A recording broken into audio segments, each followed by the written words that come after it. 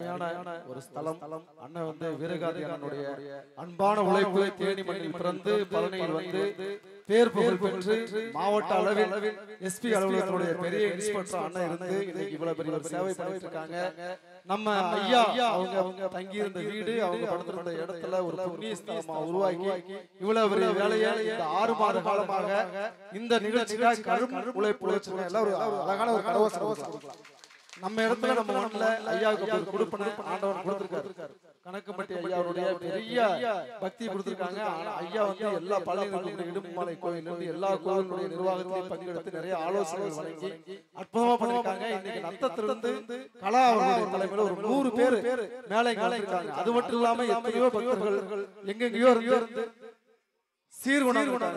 இதெல்லாம் ஒரு பெரிய பாக்கியம்.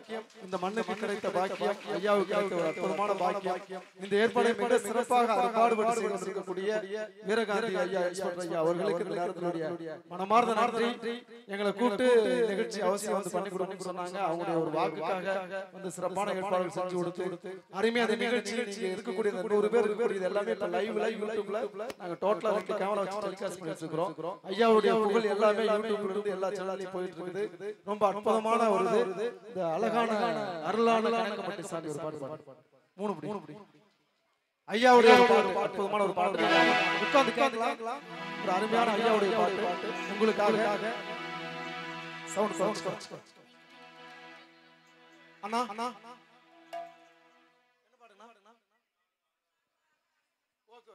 இந்த பாட்டு கேளுங்க. இது ஐயாக்காக நாங்க உருவாக்கி